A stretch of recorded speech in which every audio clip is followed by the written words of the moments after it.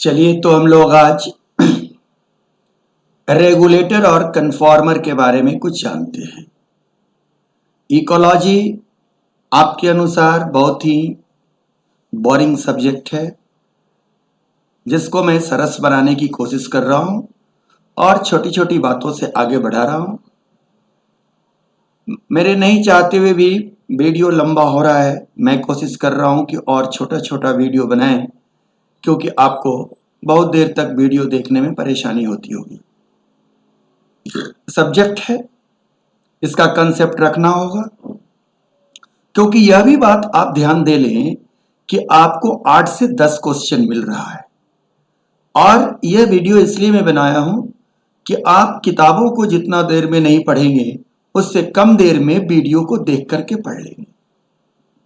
और मेरा रिक्वेस्ट है कि आप अगर मार्क्स ऑब्टेन करना चाहते हैं और नेगेटिव नहीं हो, उससे बचना चाहते हैं, तो कम से कम 2 से 3 बार वीडियो को देखिए।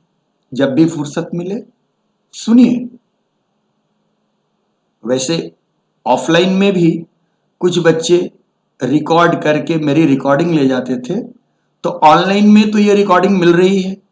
तो इससे एक उद्देश्य होगा कि आप बार बार सुनेंगे वीडियो को, तो आपको किताब पढ़ने की नागन्य आवश्यकता होगी और केवल क्वेश्चन बनाएंगे। ऐसा मेरा कहना है, मेरा प्रयास है। तो आइए आज हम लोग आगे बढ़ते हैं और आज का टॉपिक हमने लिया है रिस्पॉन्स टू एबायोटिक फैक्टर। क्योंकि पिछले दिन आपने ये देखा कि मेजर एबायोटिक फैक्टर्स क्या हैं, तो उसमें आपने देखा कि सबसे इंपॉर्टेंट आपके लिए टेम्परेचर है, फिर वाटर है, फिर सनलाइट है, और लास्ट में topographical factor like soil and substratum. तो आज के लेक्चर में, आज के आपसे डिस्कशन में हम लोग इस पर बात करने वाले हैं कि उनका रिस्पॉन्स क्या है और उस रिस्पॉन्स को ऑर्गेनिज्म कैसे लेते हैं। तभी तो अलग अलग जियोग्राफिकल एरिया में different kind of the fauna and flora पाए जाते हैं, जिसे आप एक बायोम के रूप में कंसिडर करते हैं और सारे बायोम को मिलाकर बायोस्फीयर कंसिडर करते हैं। तो क्या रिस्पॉन्स है, उस पर हम लोग आज बात करेंगे। और आज की जो हमारी बातें होगी, जो रिस्पॉन्स की बातें होगी, वो कहां से होगी? टू दी पॉइंट एनसीईआरटी, क्योंकि एनसीईआरटी की लाइन से ही सवाल आएगा, यह मेरा दावा है। इसलिए आप इत्मीनान से उस बात को देखें। अच्छा, चलिए चलते चलते एक दूसरी बात भी मैं कह रहा हूं कि उनको बहुत बहुत धन्यवाद। +2 का रिजल्ट आज निकला है सीबीएसई का। अभी तक 3-4 बच्चे हमको पर्सनली फोन किए हैं, और शायद वही लोग फोन किए हैं जिन लोगों का मार्क्स अच्छा आया है। 96 एक लड़की को आया है, दूसरे लड़की को 94 आया है, 93, 95 इस तरह के मार्क्स आए हैं। मैं सबका फोन नंबर नहीं जानता हूं कि ताकि आप लोगों से मैं इंटरेक्ट करूं। आप लोग, जो लोग मेरा फोन नंबर जानते हैं, कम से कम अपना नंबर बताएंगे, मैं खुश होऊंगा। ओके, तो आइए हम लोग अब आगे बात करते हैं। और उस बात में हम लोग क्या बात करते हैं, ये देखिए कि रिस्पॉन्स क्या है। रिस्पॉन्स टू एबायोटिक फैक्टर्स, कि एबायोटिक फैक्टर का रिस्पॉन्स देखिए आपकी एनसीईआरटी क्या लिखता है।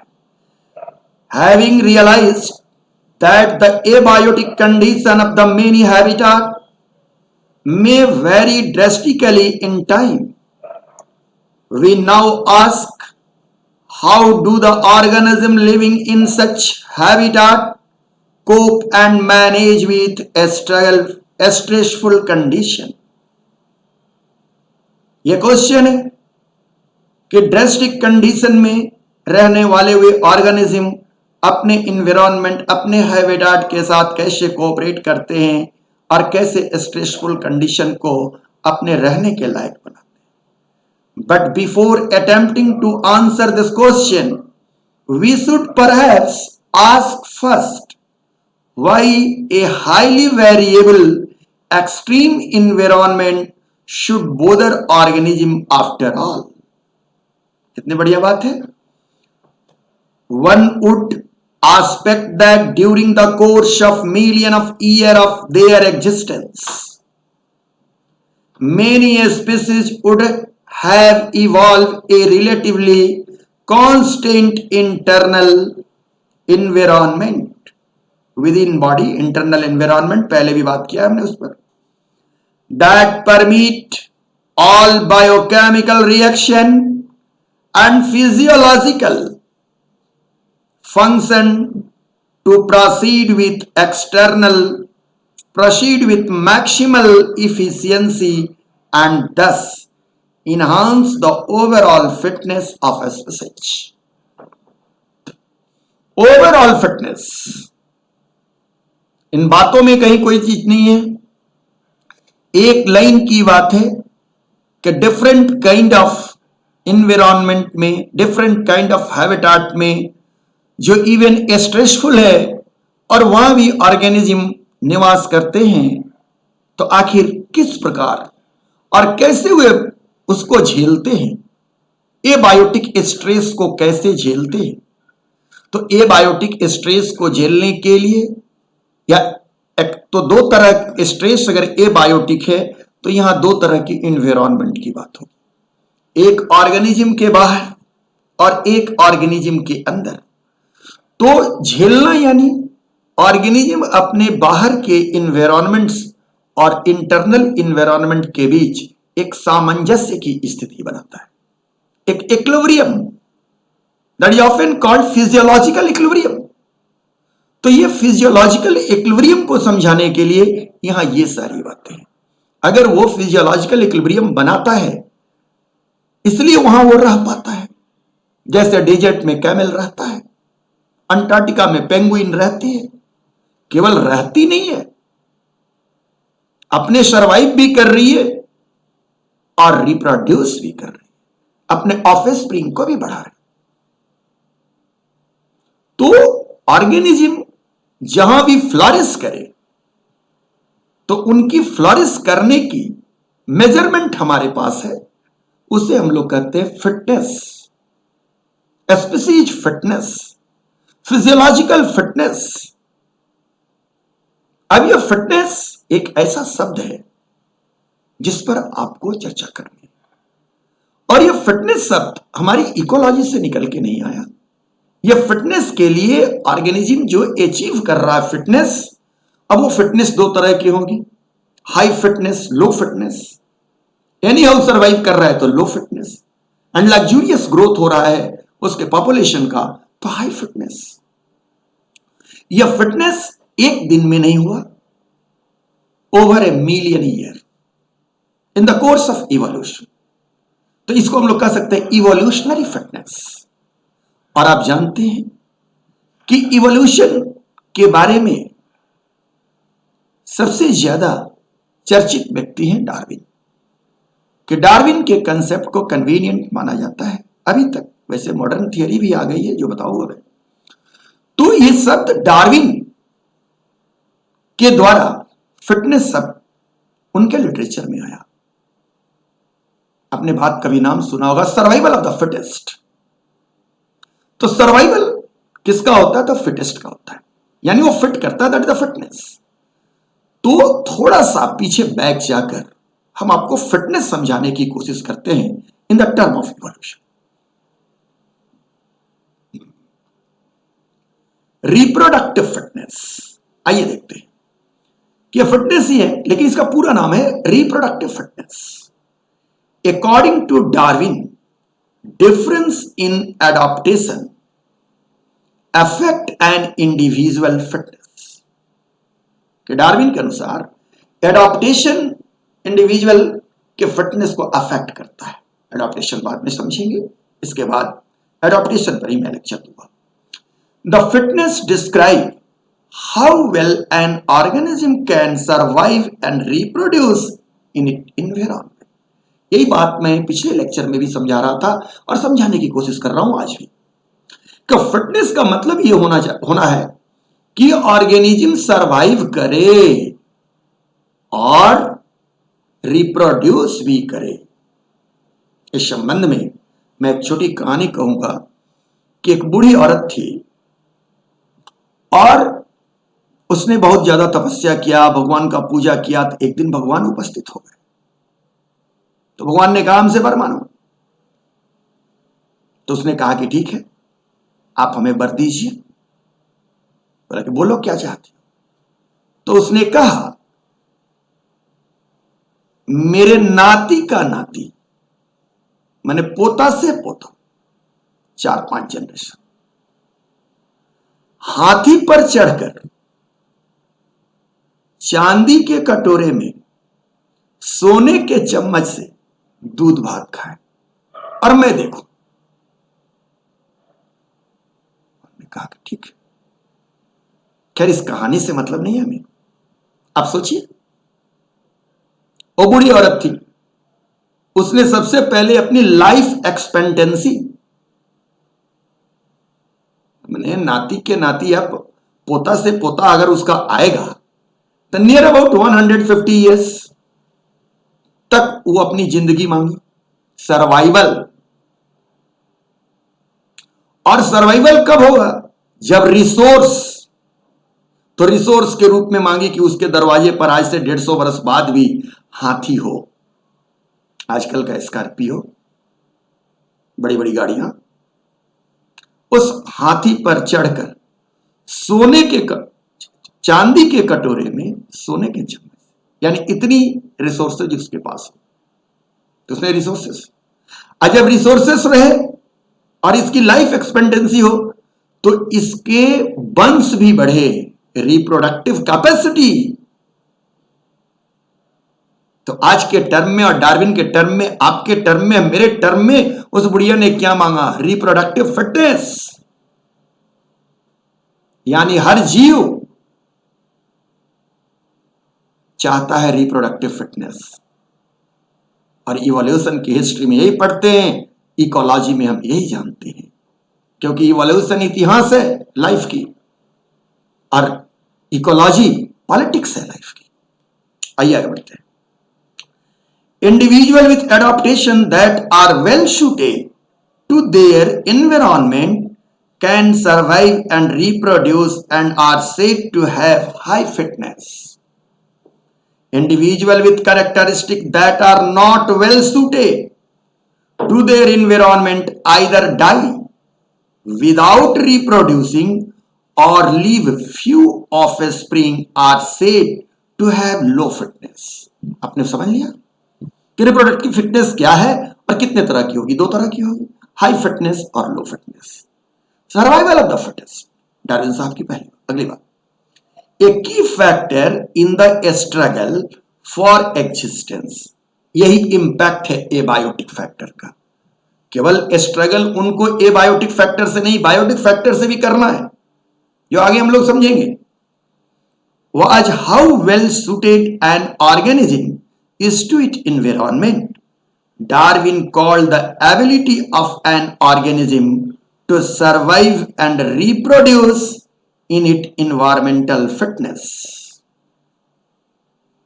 Darwin proposed that fitness is the result of adaptation. किसका रिजल्ट है? एडाप्टेशन का। और हम लोग ये सारी व्यवस्था कर रहे हैं इसलिए एडाप्टेशन पढ़ने के लिए। हमारी अगली लेक्चर कहां है? एडाप्टेशन पर है। डार्विन साहब का कोटेशन है, बहुत इंपॉर्टेंट कोटेशन है। ये दुनिया के हर क्षेत्र में लागू होता है, इसलिए डार्विन साहब डार्विन है। देखिए जरा, सुनिए इसको। It is not the strongest of the species that survive, nor the most intelligent that survive, it is the one that is most adaptable to change. ये डार्विन साहब ने कहा है फिटनेस में। मैं कह रहा हूं आप पर कि आप में से जो बहुत तेज हैं वे नीट में नहीं कंपीट कर जाएंगे, कोई जरूरी नहीं है। आप में से जो बहुत ज्यादा लेबोरियस हैं वो नीट में कंपीट कर जाएंगे, ये जरूरी नहीं है। आज के परिवेश के अनुसार, आज के बदलते, आज के चेंज के अनुसार जो अपने आप को ढाल लेगा वो निश्चित कंपीट करेगा। As for example, online video देखना है, बातों को लगातार पढ़ना है। आज के डेट में आपको कहीं आना जाना नहीं है कोरोना की वजह से, तो आप इस समय का और लंबा समय भी आपको नीट के लिए मिल गया है। तो अगर इस चेंज को अगर आप पॉजिटिव वे में एक्सेप्ट करिए तो निश्चित रिजल्ट है। क्योंकि आज बहुत सारे लोग, मैंने कहना चाहता हूं, कैसे पढ़ रहे हैं, नहीं पढ़ रहे, लेकिन जो लोग अगर इंटरेक्ट कर रहे हैं, पर्टिकुलर हमसे इंटरेक्ट कर रहे हैं, मैं तो समझ रहा हूं कि उनका हमेशा ग्रोथ हो रहा है। क्योंकि मैं क्लास में भी कहता था, ऑफलाइन में भी कहता था कि कोई भी स्टूडेंट जिसके पास लॉजिक है, क्वेश्चन है, वही पढ़ रहा है। अगर आप पढ़ते हो तो क्वेश्चन आएगा, और क्वेश्चन बनाते हो तो प्रॉब्लम आएगा, और प्रॉब्लम आएगा तो मैं याद आऊंगा। आज भी तो डार्विन साहब की ये थियरी। चलिए, रिप्रोडक्टिव फिटनेस की बात से हम लोग आगे बढ़ते हैं। तो आप लोगों ने समझ लिया कि फिटनेस क्या है और ऑर्गेनिज्म कैसे फिट करते हैं, और फिटनेस की पूरी स्टोरी जाना। आगे बढ़ते हैं, एनसीईआरटी क्या कहती है। दिस कॉन्स्टेंसी मतलब fitness, for example, could be in term of optimal temperature and osmotic concentration of body fluids. Ideally, then the organism should try to maintain the constancy of its internal environment, that is called homeostasis. अब ये reproductive fitness किस पर depend करती है? Fitness जीवों की किस पर डिपेंड करती है?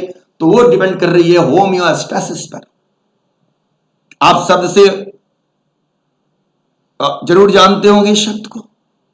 जो लोग नहीं जान रहे होम्योस्टेसिस, हमने एक वीडियो दिया है बायोमॉलिक्यूल्स में the living state and homeostasis metabolism के संबंध में, जिसमें मैंने कोशिश किया है होम्योस्टेसिस को समझाने का।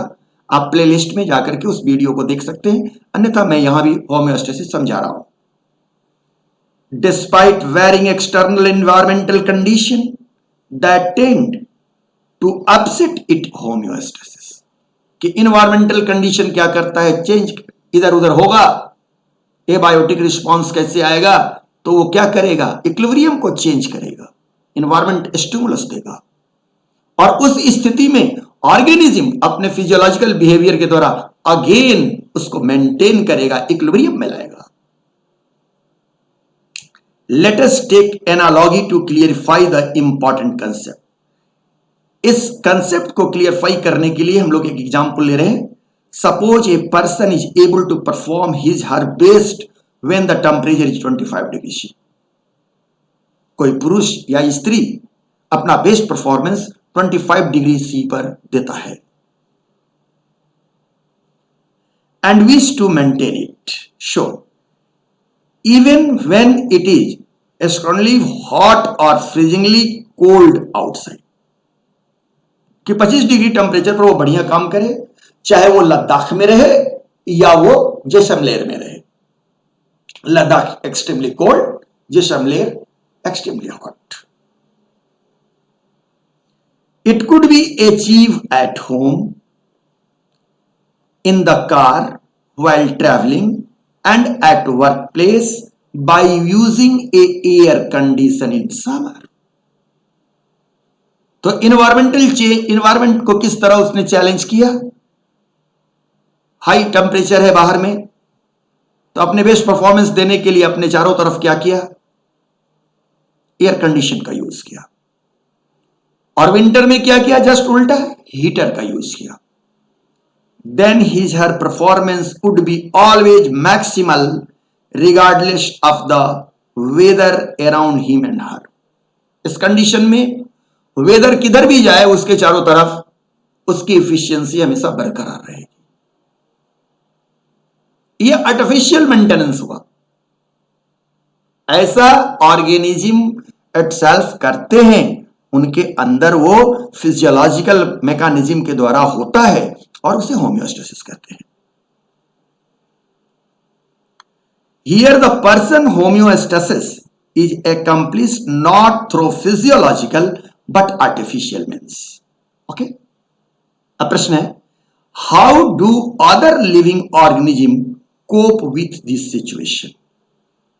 कि दूसरे ऑर्गेनिज्म जो नेचर में रह रहे हैं वो एयर कंडीशन और हीटर का यूज नहीं कर सकते हैं, वो सब लोग ह्यूमन के जैसा नहीं है, वो किस तरह अपना बेस्ट परफॉर्मेंस देते हैं और कैसे इन्वायरमेंट के इंपैक्ट, एबायोटिक फैक्टर्स के इंपैक्ट को बर्दाश्त करते हैं, बोधट करते हैं, इसके बारे में सोचो। तो let us took a various possibility. अब कितने तरह की पॉसिबिलिटी है, कितने तरह के मैकेनिज्म है, किस प्रकार वे इसको झेल रहे हैं और उसमें अपना फिटनेस दे रहे हैं। तो आइए, अब होम्योस्टेसिस जो अभी हमने समझाया था, तो मैंने कहा भी था, तो देखिए एक नटसेल में थोड़ी सी बात हम होम्योस्टेसिस से कह रहे हैं कि literally means same state. Homeo माने समान, स्टेट मीन्स अवस्था। A physiological equilibrium between internal and surrounding environment of organism, this state is called homeostasis. Refer to the process of keeping the internal body environment in a steady state when the external environment is changed. Ability to organism to maintain the relative stable internal environment involving continuous monitoring and regulating multiple parameters and coordinating the response to minimize the disturbance of organism to the organism. Change do occur, but the magnitude of the change must be small and stay within narrow limit. और physiology जो आपके शरीर के अंदर होती है या जीवों के अंदर होती है, उसका सेंट्रल थीम यही है, आपको होम्योस्टेसिस की अवस्था में रखना। सेंट्रल परसेप्ट ऑफ एनिमल फिजियोलॉजी यहां दिखाने का कोशिश कर रहा हूं कि एलिफेंट सवाना में कैसे सरवाइव कर रहा है और पेंगुइन अंटार्कटिका में कैसे सरवाइव कर रही है। तो इन दोनों प्रश्न का आंसर है कि होम्योस्टैटिक सिस्टम से। अब ये स्ट्रेटजी होम्योस्टेसिस समझने के बाद कि ऑर्गेनिज्म नेचर में कौन कौन से स्ट्रेटजी लेते हैं, उसकी पहली स्ट्रेटजी है to regulate. Some organism are able to maintain homeostasis by physiological but sometime behavioral also, कि फिजियोलॉजिकल है, व्यवहार भी है। कैसे बॉडी को टेम्परेचर को means which ensure constant body temperature, constant osmotic concentration. अब बॉडी टेम्परेचर को अगर कांस्टेंट बनाए रहना है तो इस मैकेनिज्म का नाम हुआ थर्मोरेगुलेशन, और ऑस्मोटिक कंसंट्रेशन ऑफ बॉडी को मेंटेन करना तो ऑस्मो रेगुलेशन। तो रेगुलेट करने की एबायोटिक फैक्टर्स के अनुसार अपने बॉडी को रेगुलेट करने की मैक्सिमम एफर्ट देने की क्षमता में दो मैकेनिज्म है, thermoregulation and osmoregulation. All birds and mammal and very few lower vertebrate and invertebrate species are indeed capable of such regulation like thermoregulation and osmoregulation. Clear? Evolutionary biologists believe that the success of mammal is largely due to their ability to maintain constant body temperature and thrive whether they live in Antarctica or Sahara Desert. कहता है कि इस पृथ्वी पर जो mammal सबसे successful animal है, शायद उनके इवॉल्व होने के पीछे ये होम्योथर्मल कंडीशन या होम्योथर्म रेगुलेशन ही कारण रहा होगा, चाहे वो अंटार्कटिका में निवास करते हो या सहारा डेजर्ट में निवास करते हो। रेगुलेटर्स, जो रेगुलेट करेंगे उनका नाम होगा regulators. Regulator are physiological regulator use physiological adaptation to control their inner environments. This regulation use energy but allow the organism to exploit a variety of ecological needs. ये एनर्जी के term में expensive work है regulation, इसलिए regulator वही हो सकते हैं जिनके पास एनर्जी प्रोड्यूस ज्यादा करने की क्षमता हो। यही कारण है कि इवोल्यूशन के दरमियान सारे जीव आए और कुछ रेगुलेटर हो गए और कुछ आज भी कन्फॉर्मर बने हुए हैं, क्योंकि एनर्जी डिपेंडेंट प्रोसेस है, एक्सपेंसिव प्रोसेस है regulation. This regulation is called homeostasis, समझ रहे होंगे, and the achieve by negative feedback. Example include the blood sugar level, temperature and water balance. कि ब्लड शुगर लेवल, क्यों ब्लड शुगर लेवल को animal को क्या करना उससे, ऐसा नहीं डायबिटीज नहीं ना समझ रहे, नहीं, कि नॉर्मल ब्लड शुगर लेवल, अगर ब्लड में शुगर नहीं होगा तो रेस्पिरेटरी प्रोडक्ट नहीं मिलेगा और उससे और रेस्पिरेशन नहीं होगा और एनर्जी नहीं बनेगी, और एनर्जी नहीं बनेगी तो रेगुलेशन नहीं होगा। सिंपल सी बात है। भूखे पेट रहने पर लू जल्दी मारता है और ठंडा भी जल्दी लगता है। आइए देखते हैं थर्मोरेगुलेशन क्या है। अब देखिए कि नॉर्मल टेम्परेचर है, आपकी बॉडी की बात कर लेते हैं कि नॉर्मल टेम्परेचर है, अगर इंक्रीज द बॉडी टेम्परेचर तो ये कौन डिटेक्ट करता है, hypothalamus part of the brain, उसमें क्या है थर्मोरिसेप्टर, और ये रिस्पॉन्स कौन लेता है, स्किन। स्किन से क्या होने लगता है, स्वेटिंग और वेसोडायलेशन। वेसोडायलेशन मतलब ब्लड वेसल का फैलना। हेयर लोअर, हेयर गिर जाते हैं, और इससे क्या होगा, टेम्परेचर नॉर्मल हो जाएगा। स्वेटिंग हुई तो टेम्परेचर नॉर्मल हो गया। सेकंड कंडीशन, तो आपने देखा कि इधर से बढ़ते हुए टेम्परेचर को क्या किया, चेक कर दिया। अब दूसरी अवस्था, normal temperature decrease the body temperature, क्या होगा, detected by thermoreceptor in hypothalamus, फिर रिस्पॉन्स स्किन लेगा। शिवरिंग, अब स्वेटिंग नहीं है, shivering, a kind of exercise, कपकपाना, दांत किटकिटाना, मसल कॉन्ट्रैक्शन होगा, और उससे क्या होगा, एनर्जी पैदा होगी, और वो एनर्जी क्या करेगा, टेम्परेचर बढ़ा देगा, इंटरनल टेम्परेचर को मेंटेन कर देगा। और वेसो कंस्ट्रिक्शन, ब्लड वेसल का कंस्ट्रिक्ट हो जाना, और हेयर रेज, हेयर खड़ा हो जाना, रोआ खड़ा हो जाना। ठंड लगता होगा तो देखते होंगे आपके शरीर के हेयर इरेक्ट हो जाते हैं। तो that is a very simple बात हमने कहा। आप ह्यूमन फिजियोलॉजी में आएंगे तो मैं थर्मोरेगुलेशन को और डिटेल नेगेटिव फीडबैक पर बात करूंगा, क्योंकि आपके जितने भी फिजियोलॉजिकल मैकेनिज्म है all are depend upon the negative feedback, endocrinology में खासकर।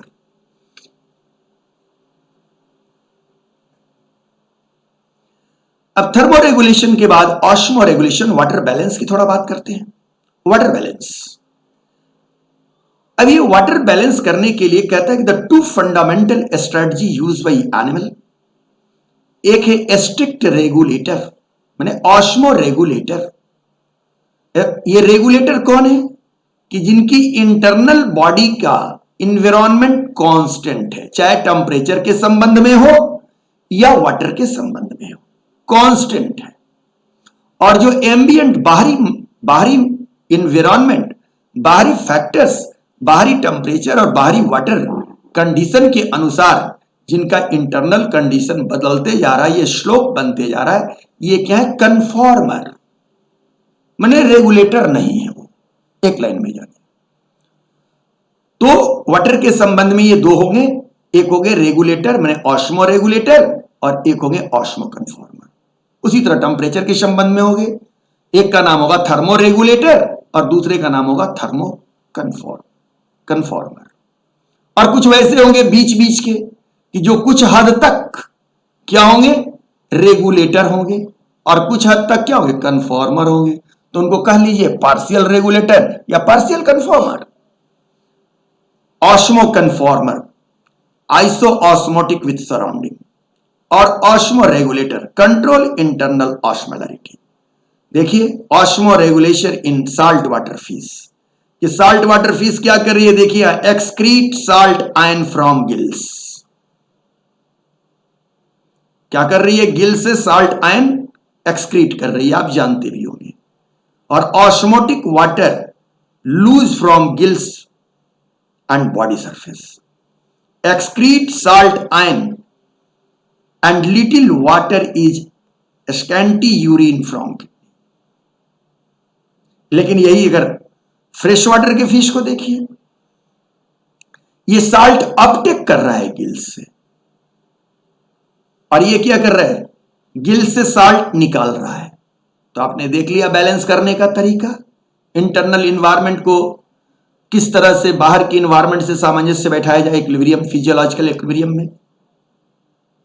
इसमें किसका किडनी, ये किसके द्वारा एक्सक्रीट कर रही है, किडनी के द्वारा, और किडनी के द्वारा यूरिन जब एक्सक्रीट कर रही है तो उसमें लिटिल वाटर होगा, और इसका क्या होगा, डाइल्यूट माने मोर वाटर। अब ये वाटर की जो बैलेंसिंग होती है वो आप भी जान गए कहां कहां हो रही है, किडनी पर हो रही है। इसलिए एक छोटा सा फिगर हमने लिया है किडनी का, ये देखिए यहां कि ये क्या है, यहां से ब्लड आ रहा है और ब्लड यहां आया, देखिए ब्लड आया ग्लोमेरुलस में, और यहां से पीला कलर का जो निकल के जा रहा है ये क्या है, यूरिन में चला जा रहा है, और ब्लड फिर पुनः लौट करके कहां, वेन में चला जा रहा है। तो यही फिल्ट्रेशन हो रहा है और यही वाटर बैलेंस करना है, न ज्यादा वाटर निकालना है, अगर ज्यादा वाटर किसी में निकल भी जाए तो उसको फिर रीअब्जॉर्ब कर लेना है। मैं जानता हूं या मैं समझ रहा हूं कि आप लोगों ने ह्यूमन फिजियोलॉजी पढ़ा होगा, तो इस मैकेनिज्म को बेहतर ढंग से आपसे समझा होगा और बेहतर ढंग से आप जानते होंगे। यहां जस्ट हमने ये आपको बताने की कोशिश किया है कि किस प्रकार वाटर बैलेंस किया जाता है और क्या स्ट्रेटजी है और किस प्रकार होम्योस्टेसिस ऑर्गेनिज्म करता है और क्या उसके फंडामेंटल्स है। Abiotic stress, drought, heat, cold, salinity, यही सब है ना एबायोटिक फैक्टर का स्ट्रेस। ये सिग्नल देता है, और ये सिग्नल किसके द्वारा, ये सिग्नल क्या करता है, ऑर्गेनिज्म के अंदर ट्रांसक्रिप्शन और ट्रांसलेशन को कंट्रोल करता है, जिसे जीन का एक्सप्रेशन होता है, और वे वैसे जीन के एक्सप्रेशन से उस तरह के प्रोटीन का निर्माण होता है जिसको हम लोग कहते हैं ऑस्मोप्रोटीन, चैपरॉन इत्यादि। और वे लोग क्या करते हैं, स्ट्रेस रिस्पांस को प्रोटेक्ट करते हैं और सेलुलर स्ट्रक्चर और को मेंटेन करते हैं और होम्योस्टेसिस को रिस्टोर करते हैं। यानी ये मैं मॉलिक्यूलर नहीं, जेनेटिक मैकेनिज्म बताया कि होम्योस्टेसिस कैसे रिस्टोर किया जाता है जेनेटिकली, और इस प्रकार एबायोटिक स्ट्रेस को टॉलरेट किया जाता है। क्योंकि आपकी एनसीईआरटी ने सबसे पहले क्वेश्चन किया था कि जीव कैसे इस इंपैक्ट को टॉलरेट करते हैं, तो जीवों को इस इंपैक्ट को टॉलरेट करने के लिए फिजियोलॉजिकल मैकेनिज्म है और सेलुलर मैकेनिज्म है, इवन जेनेटिक मैकेनिज्म है जो आप सामने देख रहे हैं। आप सेटिस्फाइड हो गए होंगे। अब मैं आगे की ओर बढ़ता हूं। The mechanism used by the most mammal to regulate their body temperature are similar to this one that we human use. कि जो सारे मैमल यूज करते हैं वो ह्यूमन भी यूज करता है। We maintain a constant body temperature of 37 degrees C in summer. When outside temperature is more than our body temperature, we sweat profusely, and the resulting evaporating cooling similar to what happened with a desert cooler in operation, bring down the body temperature.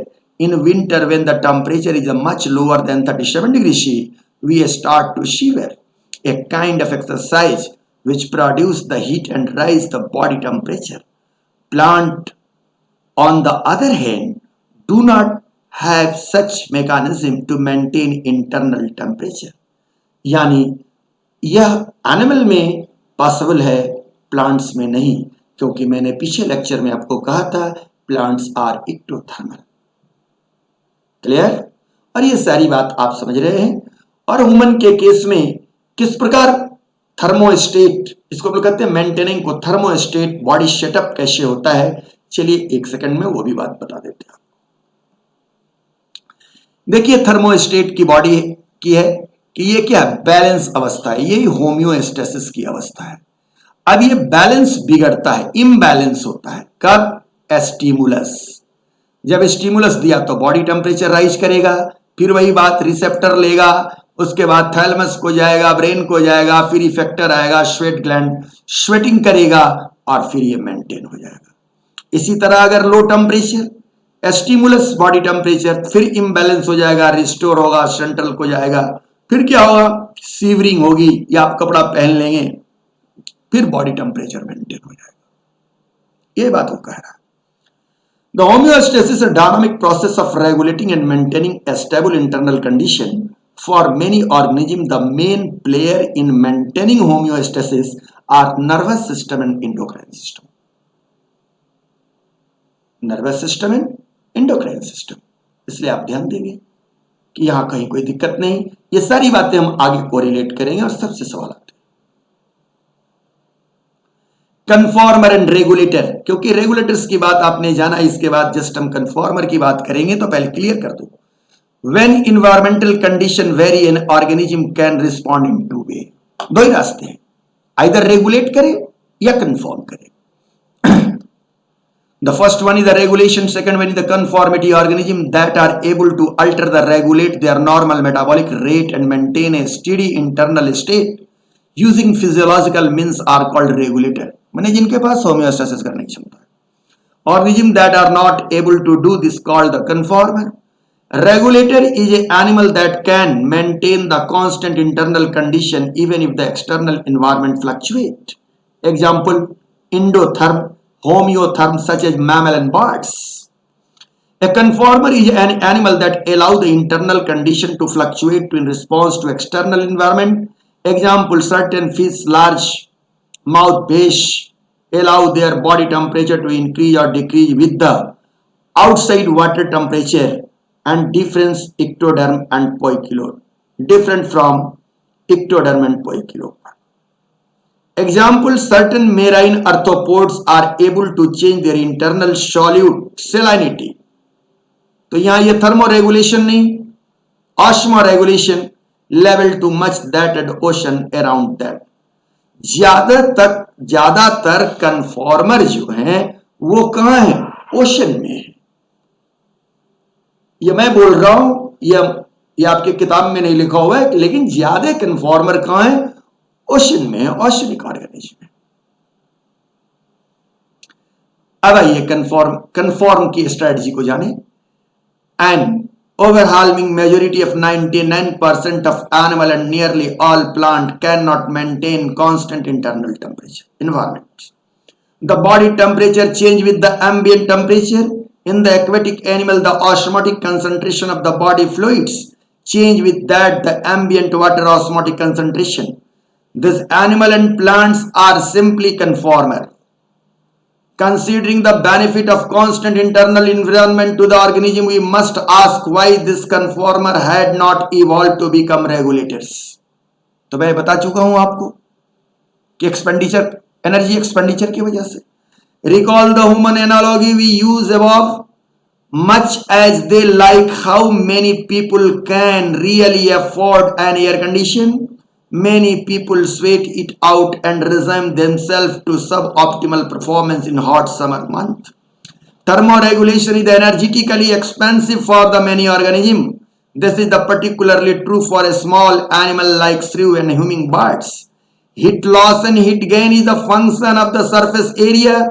Since a small animal have the large surface are relative to their volume, they tend to lose body heat very fast.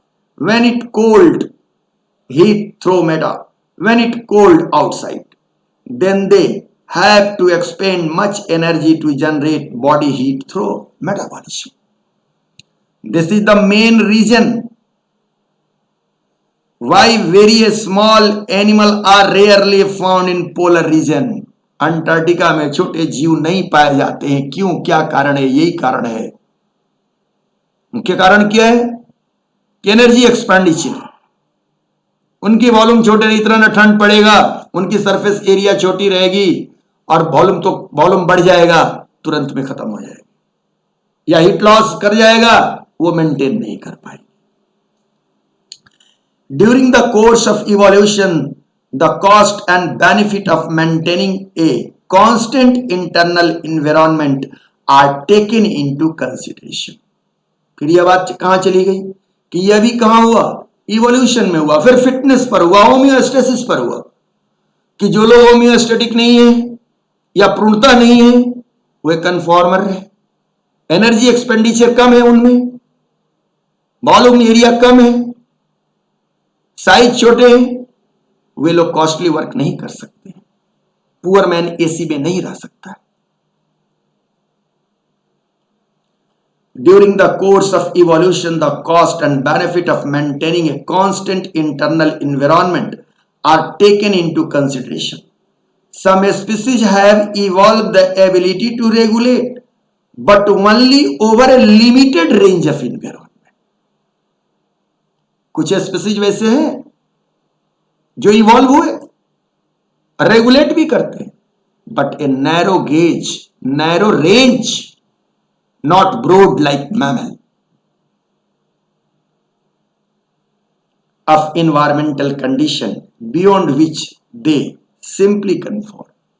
तभी ये क्या हो गए, either partial regulator और partial conformer। यही बात मैंने कहा था, आपके एनसीईआरटी में यही ग्राफ दिखा रहा है। If the stressful extreme condition are localized or return only for a short duration, the organism has to other alternative. अगर परमानेंटली अगर स्ट्रेस की कंडीशन है तो फिर रेगुलेटर होंगे या कन्फॉर्मर होंगे, लेकिन अगर शॉर्ट ड्यूरेशन के लिए अगर स्ट्रेस की कंडीशन आती है तो वहां कुछ दो प्रकार के और भी स्ट्रेटजी है। क्या, आइदर फ्लाई अवे और सस्पेंड देयर एक्टिविटी, या तो वहां से भाग जाओ, माइग्रेट कर जाओ, या वहीं रहो, एक्टिविटी सस्पेंड कर दो। अरे भाई, पटना में गर्मी पड़ने लगे तो सब एसी है, सब कुछ ठीक है, लेकिन उससे और ज्यादा पड़े तो या तो कुछ लोग काम करना बंद कर देंगे, जो पूर्व मैंने क्या करेंगे, काम नहीं करेंगे, घर के अंदर रहेंगे, शाम सुबह निकलेंगे, दोपहर में आराम करेंगे। और आप लोगों के जैसे लोग जो है Shimla, Nainital, Mussoorie, fly away, migrate. तो यही दो बातें यहां भी होगी। अब कन्फॉर्मर के बारे में मेन हाइलाइटिंग पॉइंट्स क्या है, सो सुन लीजिए। Conformer can not maintain a steady internal environment. There are advantage to this in that the organism does not expend a lot of energy trying to maintain the steady state. However, the disadvantage is that the organism is restricted to a very limited range of need. ये क्या है, Antarctica से Sahara desert तक नहीं पाए जाएंगे। Conformer can use behavioral adaptation to maintain their metabolic rate, such as the reptile basking in the sun to raise their temperature. Reptiles के बारे में बास्किंग आगे बात करेंगे हम एडॉप्टेशन में, व्हाट इज द बास्किंग। यहां इतने जानिए कि एग्जांपल के तौर पर कि basking of reptiles. Migrate, the organism can move away temporarily from the stressful habitat to the more hospital area, the return when the stressful period is over. In human analogy, this strategy like a person moving from Delhi to Shimla for the duration of summer. Many animals, particularly birds during the winter, undertake a long distance migration to the more hospitable area every winter. For famous Koila Dev National Park, Bharatpur and Rajasthan host thousands of migratory birds coming from the Siberia and other extremely cold northern regions. आप देख लें, ये globe है और यहां पर यही Siberian reason है, और यहां से मैंने दिखाया है कि देखिए भरतपुर इंडिया में इतना दूर माइग्रेट करके ये साइबेरियन क्रेन चले आते हैं, और भी दूसरे जगह भी जाते हैं। लेकिन आपके यहां भरतपुर में कोयला देव पक्षी शरण स्थल है या कोयला देव नेशनल पार्क, और भरतपुर में जहां पर पक्षियां आती हैं, और देखिए हजारों किलोमीटर से ये टहल करके कैसे, क्या पाथवे है, कैसे कैसे आती है आपके यहाँ। पटना से होकर के ही गुजरती हैं, काठमांडू से होते हुए नेपाल होते हुए आती हैं। ये इसका आने का रास्ता है और देखिए ये जा रही है। That is toward the migration, not बहुत कुछ नहीं है माइग्रेशन में, जस्ट इंपॉर्टेंट यही बात था। Awake suspend their activity. In bacteria, fungi and the lower plant, the various kind of the thick walled spore are formed which help to them survive unfavorable conditions. सब लोग जानते हैं, they germinate on availability of the suitable environment. In higher plant seed and some other vegetative reproductive structure serve as a means of the tide over the period of stress. Beside the helping in dispersal, they germinate to form new plant under the favorable moisture and temperature condition. They do show by reducing their the metabolic activity, suspend their activity, metabolic activity मतलब suspend their activity and going to a state of dormancy. देखिए ये gladiolus है और ये dormant है और इसके बाद क्या किया गया है, इसको वर्नालाइज्ड किया गया है। कब? जब टाइड ओवर द पीरियड। तो ये तो लैबोरेटरी कंडीशन में वर्नालाइज करके हम किसी भी कंडीशन में पैदा कर सकते हैं, लेकिन हर बीज डॉर्मेंसी शो करता है। तो आप जानते हैं किसी में कम और किसी में ज्यादा डॉर्मेंसी। तो ये डॉर्मेंसी भी क्या है, अलग अलग प्लांट्स के पार्ट भी डॉर्मेंसी शो करते हैं। ये तो आज आपने जाना कि dormancy is also a kind of phenomena by which organism survive in an adverse habitat. ये क्या है? रेस्पॉन्स ऑफ एबायोटिक फैक्टर है और क्या है।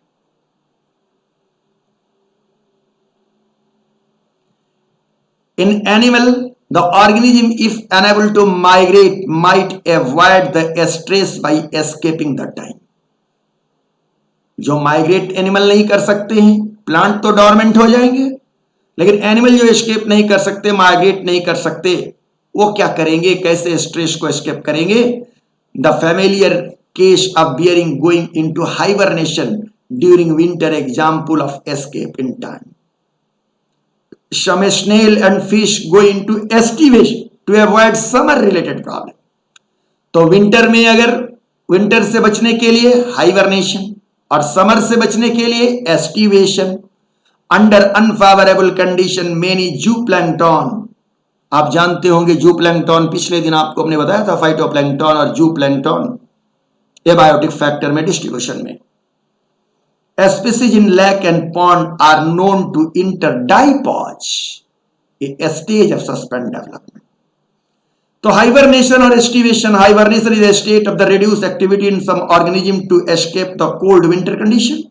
Bear and squirrel inhabiting cold region are example of animal that hibernating during winter. Estivation is a state of the reduced activity in some organism to escape the desiccation due to the heat in summer. Fish and snail are example of organism estivating during summer. Animal that hibernate, ये bat भी है, ये भी hibernation में जाता है।